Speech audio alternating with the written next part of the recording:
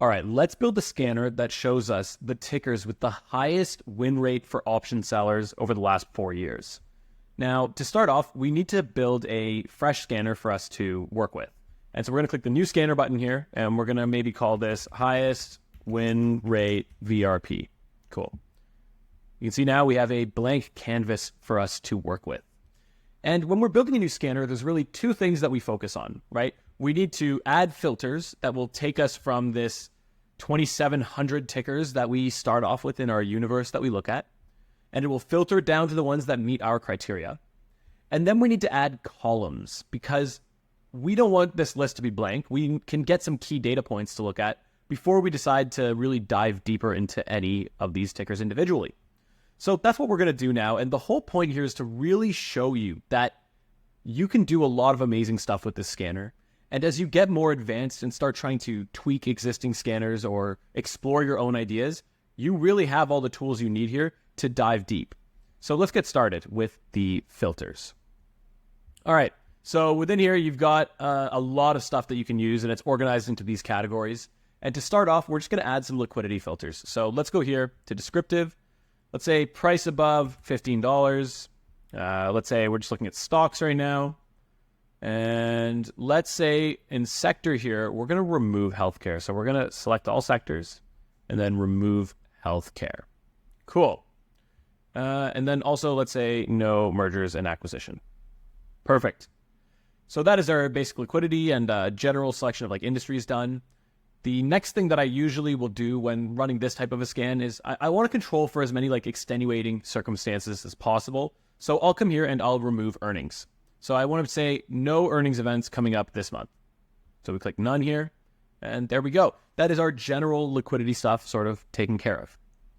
Now, since we are building a scan that is based around trying to like extract an average variance risk premium, something that is persistent with the highest win rate, we want to control the environment even more by saying, I don't want to look at tickers that are having some sort of like extraordinary situation around them. And the way we can do this is by coming into volatility here, going down to percentiles, and we can set a maximum percentile that we care to look at. So for IV 30-day, I'm going to set a max percentile here at 80. And then I'm also going to do the same for non-event IV 30-day. I'm going to say this is at 80 as well. So what you can see here is that we've immediately gone from 2,700 tickers down to 787 tickers.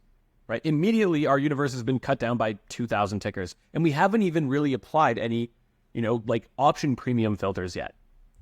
So let's do that now and see where that takes us, right? Since we are doing option selling, another thing we can assume is we want to see tickers with a positive variance risk premium. And the way that I'll usually like to do it is I want to see a positive premium in the long term, the medium term, and the short term. So the way we can do this is we come here to average VRP. Right, so for the average VRP 4-year, I want to see it at a minimum of 1. For the 1 year, it's a minimum of 1. And for the 10-day, I want to see a minimum of 1. That looks pretty good to me. And you can see now that we've immediately gone down from 700 to 128 tickers now. There's actually one thing that I forgot to do, which is extremely important, is we should apply some liquidity parameters here. Right? Average option volume is pretty important. So let's say we want to see an average option volume greater than 3,000. That brings us down to 18 tickers now, right? Check that out. Just by adding this liquidity parameter, we get rid of so much noise, right? From 128 down to 3,000. And depending on what you're looking for and how much you're willing to fight with the bid-ask spread, you could lower this to 1,000 or let's say 2,000. If we lower this to 2,000, it adds another 5 tickers. So let's go ahead and do that. And at this point, I think we've got a good base of parameters for us to work with.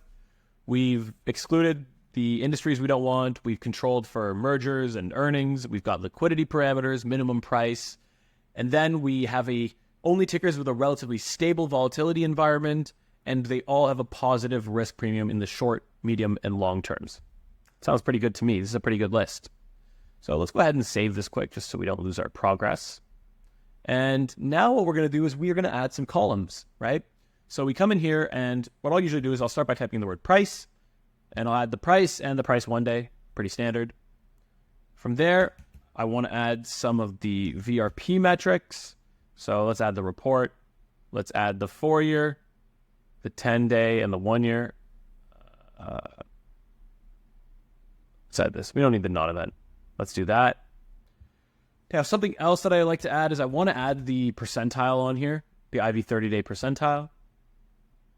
And then the last thing that I like to add, this is one that just something that I like, is I like to add the implied move 1 day, and I'll explain why. When we're looking at these average VRP metrics, we have to remember that it's requiring a look-forward period of the future realized vol in order to do the calculation. So we get a really good idea of like the historical averages, but we need data to tell us about what's happening right now. And the 2 data points that I rely on for telling me about the current vol environment today are the IV percentile and the implied move 1 day. The IV percentile tells me where today's volatility for that expiration is relative to the past.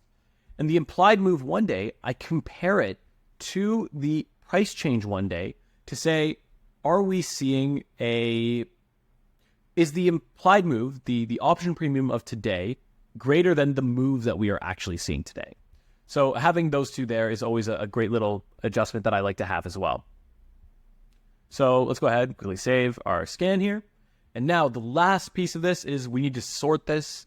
We know that we want to be looking at the ones with the highest win rate. So I guess we actually should add that column first, right? We add the win rate column here. We'll save it again. And we are going to sort by the win rate. There we go. Check this out. So now we have a list of the tickers with a positive variance risk premium, generally good liquidity, avoiding sectors that we don't want, and they are now sorted by the ones with the highest win rate. Remember, when we're trading volatility, when we're short volatility, selling options, the nature of these strategies are that there should be a lot of small winners and the occasional big loser. And so seeing a relatively high win rate implies that we are seeing a similar profile to that.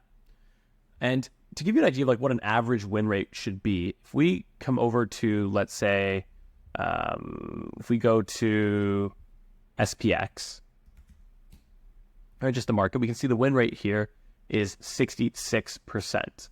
So, just to give you an idea there of like what's sort of like a benchmark for like the average VRP win rate that we should be seeing. And then we're seeing here that the majority of the ones on this list are above that. So there you go. That is how you go about building a scan. And you can do that for so many different things, right? It could be something as basic as like these like biggest bull movers, right? Which is just like, literally has like one filter and then it's just sorted by like the price change 1 day. Did the same for bear movers. Did some stuff to, only like mega caps and large caps, forward factors. Like there's so many scans that you can build, and each of these can just help you pinpoint opportunities in the market that are unique. So if you have any questions about this, you've got access to the Discord if you're a member of PA. And if you're not, feel free to leave a comment on this video. We can talk through some of the logic behind this. And with that being said, happy trading.